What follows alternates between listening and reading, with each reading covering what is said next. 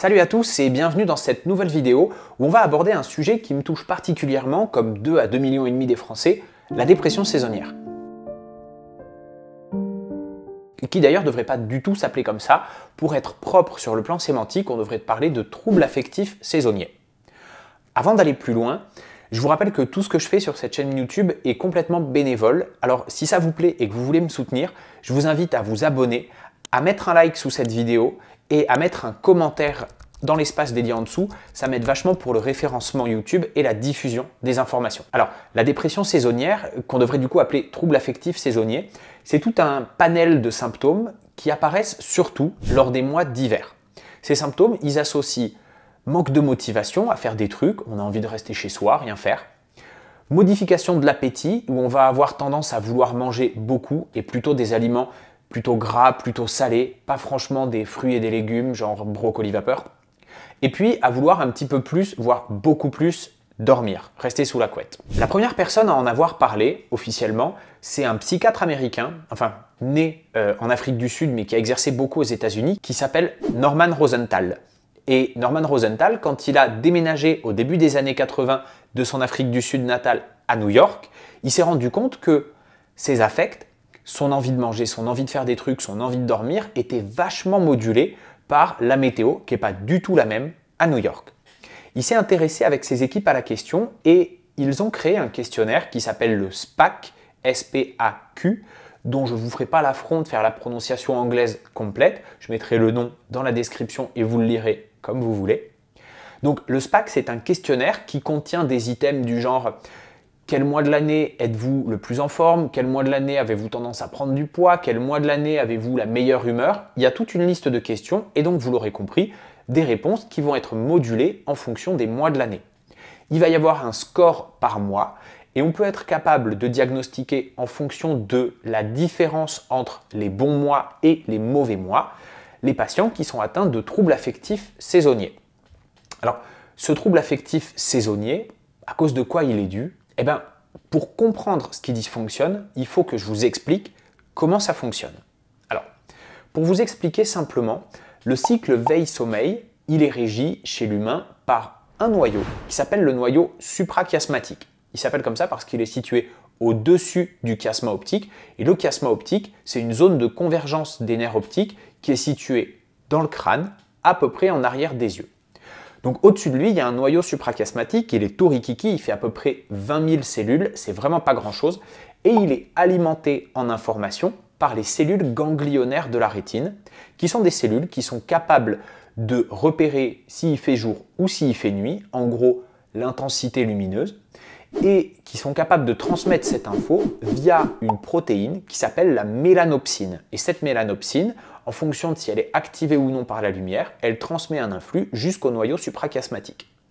Le noyau suprachiasmatique, derrière, il va être un petit peu le chef d'orchestre de plusieurs hormones, notamment la mélatonine, la sérotonine et le cortisol.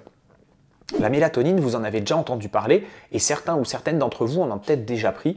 C'est une hormone qui est appelée l'hormone du sommeil. On l'utilise notamment parfois quand on a des patients qui sont atteints de jet lag ou alors qui sont atteints de troubles du sommeil.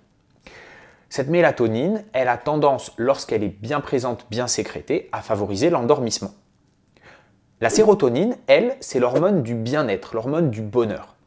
La liaison entre les deux, c'est que la sérotonine, c'est un précurseur de la mélatonine. En gros, quand on veut fabriquer de la mélatonine, on est obligé d'utiliser de la sérotonine à la base. L'autre hormone impliquée, c'est le cortisol. Elle, c'est l'hormone de l'éveil. Elle est synthétisée au max entre 6 et 8 heures du matin. Pour celles et ceux qui ont déjà pris de la cortisone, eh ben, c'est un médicament qui est similaire au cortisol et vous avez très certainement ressenti des effets boostants. C'est une hormone qui est plutôt dynamisante. Alors, qu'est-ce qui se passe du coup entre le noyau suprachiasmatique et ces hormones? Eh ben, quand il a l'information il fait jour, le noyau suprachiasmatique, il va avoir tendance à arrêter la sécrétion de mélatonine par la glande pinéale et il va avoir tendance à envoyer l'info de sécréter du cortisol. A l'inverse, quand il fait plutôt nuit, quand les cellules ganglionnaires de la rétine via la mélanopsine envoient l'information il fait nuit, eh ben, c'est l'inverse. Le noyau suprachiasmatique, il va activer la sécrétion de mélatonine en piochant dans le stock de dopamine et il va inhiber la sécrétion de cortisol. Maintenant que vous avez compris tout ça, L'hypothèse principale qui explique les troubles affectifs saisonniers, c'est qu'on va avoir chez les personnes qui en souffrent une augmentation du taux circulant chronique de mélatonine et donc en conséquence un abaissement du taux circulant de sérotonine et puis une diminution de la sécrétion de cortisol. En gros, ces gens, ils ont plus d'hormones du sommeil, moins d'hormones de l'éveil et moins d'hormones du bien-être. Pourquoi ? Eh bien, l'hypothèse principale, c'est une variabilité génétique. Et de la même manière qu'il y a des gens qui sont grands et d'autres petits, certains qui sont blonds, d'autres qui sont roux, eh bien, il y a des gens qui ont une mélanopsine de meilleure qualité que d'autres. Et celles et ceux qui ont une mélanopsine de mauvaise qualité vont avoir tendance à avoir finalement moins de facilité à envoyer au noyau suprachiasmatique l'information de « il fait jour ». Et c'est pour ça que ça touche plutôt les gens l'hiver. Associé à ça, il y a évidemment toutes les modes de vie actuels où on va avoir tendance à avoir des boulots où on se lève à peu près à la même heure, indépendamment de si c'est l'été ou de si c'est l'hiver. Ce qui fait qu'il va y avoir un décalage de phase entre nos hormones et ce qu'on demande à notre corps. Ça veut dire que l'hiver, les gens qui sont atteints de dépression saisonnière, eh ben, biologiquement, en tout cas neurobiologiquement, il fait encore nuit, et je mets des guillemets, il fait encore nuit pour leurs hormones alors qu'ils demandent à leur corps de fonctionner comme s'il faisait jour. C'est pour ça que ça ne se passe pas hyper bien.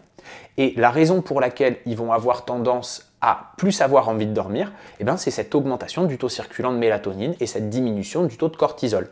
Et pourquoi ils veulent manger? Eh ben, probablement parce que pour compenser le déficit de sérotonine, ils vont se rabattre sur de la dopamine, qui est une hormone plutôt du plaisir qu'on sécrète quand on va manger un truc sucré, un truc gras ou quand on va fumer une clope. Attention, ne fumez pas de cigarettes, c'est très mauvais pour la santé. Si vous n'en êtes pas convaincu, allez voir la série de vidéos que j'ai fait sur le sujet. Alors, ce qui est intéressant dans la dépression saisonnière, c'est que ça peut se traiter. Plusieurs possibilités par rapport à tout ce qu'on s'est dit. Premièrement, on pourrait envisager des manipulations génétiques pour filer de la mélanopsine de super qualité à tout le monde, mais éthiquement, c'est pas top. Deuxièmement, on pourrait donner des hormones à tout le monde, full blind de cortisone et de sérotonine, et puis le soir, full blind de mélatonine, mais il y aurait des tas d'effets secondaires. En fait, le traitement qui est le plus efficace là-dessus, c'est de faire de la luminothérapie. Ça a été montré dans pas mal d'études scientifiques, les plus récentes en 2022, mais la plus solide en 2016, dans un journal qui s'appelle le JAMA, qui montre que chez des gens atteints de dépression saisonnière, de troubles affectifs saisonniers, le fait de faire de la luminothérapie, ça diminue nettement les symptômes. Et pour ce faire, comment on fait? Eh ben, c'est pas difficile. On se lève le matin tôt, à l'heure où on doit se lever pour les raisons professionnelles ou alors parce que l'être humain est quand même fait plutôt pour se lever le matin dans la vie en société qu'on a créée aujourd'hui. Et donc, on fait une exposition artificielle à de la lumière équivalent à la lumière du soleil. Pour ça, il existe des panneaux de luminothérapie qui font à peu près 30 par 30 cm ou 50 par 50 cm et qui sont bardés de tout un tas de diodes qui font une lumière hyper forte d'à peu près 10 000 lux. Pour comparaison, les cuisinistes recommandent que dans la cuisine, qui est la pièce la plus éclairée de la maison, on mette entre 800 et 1000 lux. Donc c'est vraiment beaucoup plus élevé que ce qu'on a dans nos habitats classiques. Et cette lumière, on la met dans sa cuisine ou dans la pièce où on est le matin et on s'y expose 30 à 60 minutes, donc en début de journée, pour resynchroniser sa sécrétion hormonale sérotonine, mélatonine, cortisol avec ce qu'on demande à notre corps. Évidemment, comme c'est de la lumière forte, on ne la regarde pas en face, mais ça reproduit la lumière du soleil et honnêtement, personne regarde le soleil en face. Faut être un petit peu con. Donc, on la met à côté. Évidemment, il faut la voir dans son champ visuel parce que si on l'a derrière la tête et qu'on ne la voit pas, ça ne marche pas non plus. Réfléchissez un petit peu, ça ne vous fera pas de mal. Et puis, du coup, 30 à 60 minutes. Alors, la HAS, la Haute Autorité de Santé en France, avait commencé à avancer sur le sujet en 2006 ou 2007, je ne sais plus exactement, et puis s'est rétracté en 2011, faute de preuves scientifiques suffisantes. Et la manière dont elle s'est rétractée, c'est de dire on le recommande, mais il faut le faire plutôt supervisé par un médecin sur toutes les séances. Ça voudrait dire qu'il faut aller tous les jours pendant 1 à 3 semaines, ce qui est la durée recommandée de traitement, chez un médecin pour faire des séances de luminothérapie entre 6, 6h30, 8h, 8h30 du matin. Franchement, c'est pas très facile à mettre en place. Aux États-Unis, beaucoup plus simple, la FDA a donné toute une liste de recommandations et on propose aux gens de l'acheter et puis de faire leur séance chez eux. Alors on dit d'acheter des lampes qui sont agréées, d'acheter des lampes qui contiennent peu de lumière UV, puis toutes les recommandations, de ne pas les regarder en face, enfin bref, toutes les choses dont on a déjà parlé. Et ça marche pour la dépression saisonnière ou trouble affectif saisonnier. Voilà. La vidéo touche à sa fin, j'espère que vous avez appris des trucs et si vous avez des questions, n'hésitez pas à me les mettre dans l'espace commentaire.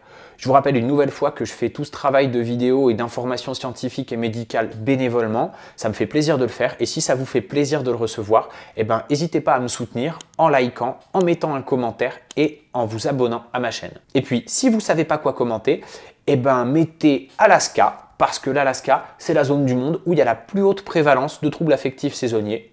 9% de la population. En même temps, quand on voit la météo et les conditions là-bas, on peut que comprendre. Je vous souhaite une bonne fin de journée et puis on se retrouve bientôt pour d'autres vidéos. Ciao!